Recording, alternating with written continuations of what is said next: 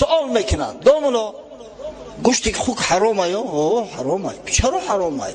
برای آنکه خداوند متعال حرامش حکم کرد. میگه برای چی خداوند رو حرام حکم کرده باشه؟ ای باشه تو گفتی سوالم کوتاه حقیقت است، همیت دهن گپ قطع جوابش بگو. و من تا آیت قرآن آوردم گفتم خداوند حرامش کرده است، چی قدر میمون بازی میکنی؟ با مجبور میشه بعد دلیلای عقلیش بیاری که سببای عقلیش نه خیلی است. برای مسلمان مگر همین کافی نیست که خداوند حرامش کرده است؟ از این دلیل قطعی تر میشه. پیدایی حق ننگی دلایل نپسندد. خورشید نه چیزی است که جویی به چراغش. حضرت میرزا عبدالقادر بیدل که مسلمان حقیقی بود میگه برای اثبات وجودیت خدا دلیل آوردن ای بای ننگای. همین برای بدن افتاب هم دلیل میکنه شما. آیا همین خورشید به چراغ ما میکنه که در کجای افتابی تابانه. و وقتی که خدا حرامش حکم کرد همین برای تو کفایه نیسته. چرا؟ درهای دوزخ 70 تنه. خیلی میگو ای برادر خداوند هم درهای دوزخ طبقه های دوزخ 7 کرده است. 70 تا برای اون نکرده است که جان شما عذابی بد نکوه و خب 70 طبقه با آدمش زیادتر میشوه. خیلی برای چی در دوزخ جنت 80 تنه؟ آخه شرط نیست که تو تمام حکمت های خدا را بدانی. عقل در کار شرع نابیناست، عاقلی کار بو علی سیناست. ای بس در شریعت خیلی سوالای بی‌معنی کردن درست نیست اصلا.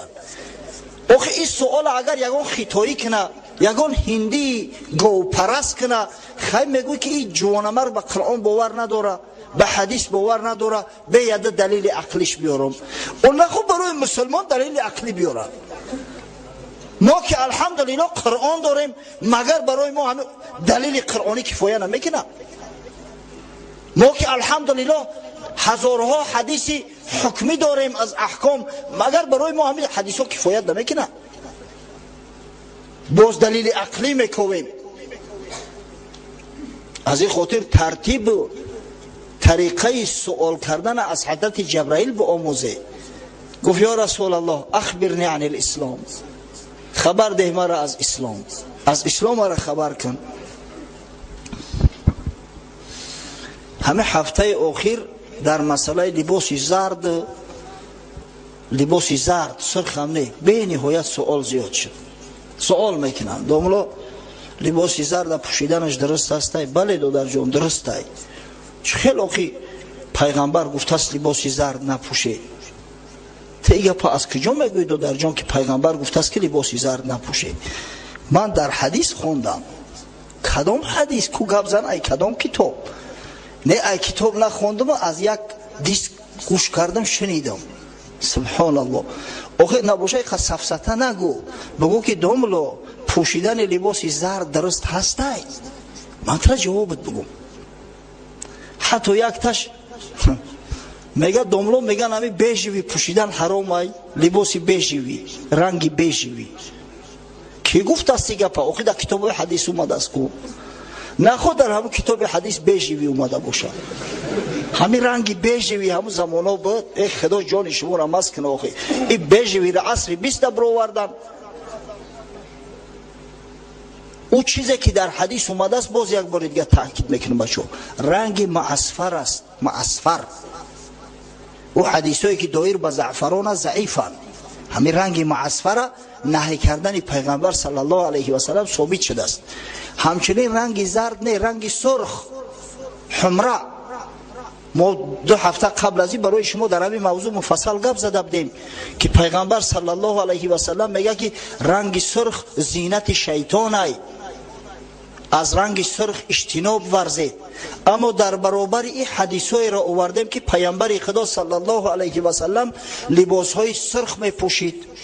حتی در حجت الوداع در سال آخر حیات پیامبر سال 10 درسترش در مینا صفت پیغمبر میکنن که در بر لباس سرخ داشت، جامعه سرخی بسیار زیبنده پوشیده بود. از همین خاطر ما برای شما بیان کردیم که رنگ سرخی که با معصفر رنگ شده است، اکثر محققان میگن همون رنگ است، ممنوع، همون رنگ است که پیغمبر نهی کرده است. اما این سرخویی که با کرسکه میشوند، از اینو پیغمبر صلی الله علیه و سلم نهی نکرده است. بعضی دیگر از محققان میگن که رنگ سرخ در ابتدا ممنوع بود، نهی شده بود، بعدا پیغمبر صلی الله علیه و سلم خود پوشید و همین پوشیدن رسول الله صلی الله علیه و سلم دلالت به جایز بودنش میکند.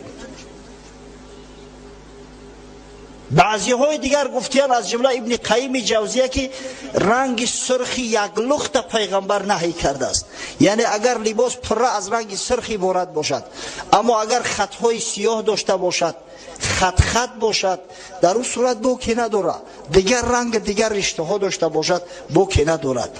اما این قول امام شوکانی بالکل رد کرده است. میگه اصحاب پیغمبر صلی الله علیه و سلم از ما و شما دیده زبان عربی را بهتر میدونستند. اگر که مخطط میشد، در اون صورت نمیگفتن که حمره سرخش نمیگفتن. آدم که سرخ گفتن، پس همین سرخی مطلق هم پوشیدنش درست است، به شرطی که با معصفر رنگ نشیده باشه. امروز کو معصفر؟ امروز شاید 99% مردم این سرزمین معصفر را نشناسند که چی از خودش. یک گیاهی مخصوص بود از برای رنگ کردن، همون را می جوشاندن و آبش می گرفتن، در رنگ کردن لباس استفاده می بردن.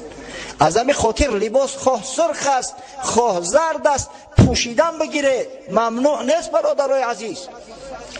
این الله جمیل یحب الجمال، خداوند زیبا هست، زیبایی را دوست می داره.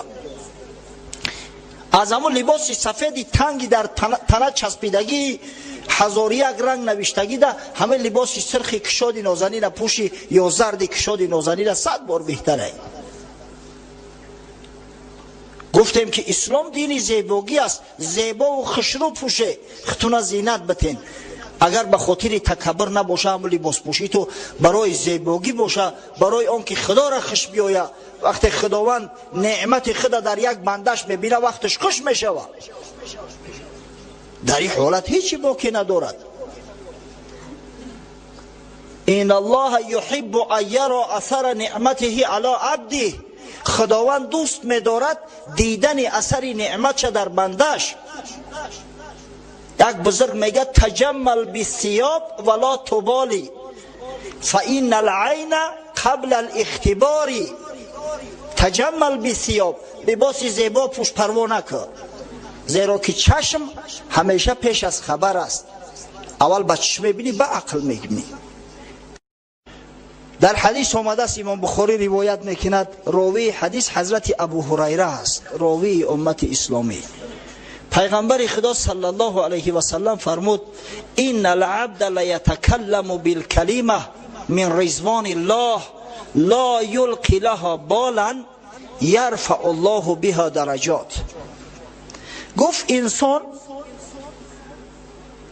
یک سخن میگوید که در او رضای خدا است، یک کلمه میگه که باعث خوشنودی پروردگار میشود، به همون سخنش هیچ اعتنا نمیکنه، پروا نمیکنه. خیلی گفتم ده خداوند شایسته همین سخن است، در صورتی که خداوند به واسطه همون کلمه گفتگیش درجه های او را بالا میکنه، نزد خدا محبوب میشود. و این العبد لیتکلم بالکلمه من سخط الله لا یلقی لها بالا یحوی بها فی جهنم.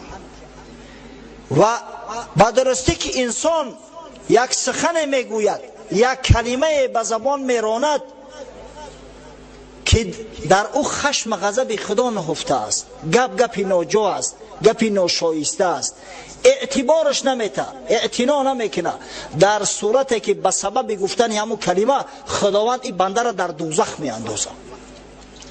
اکثر کفر زبانی است برادرای عزیز. کفری که به زبان گفته می شود. بسیاری مردم نفهمیده و ندانسته، بعضی‌ها شاید دانسته از بس که کافر واقعی هستند، سخنهای کفر به زبان میرونند.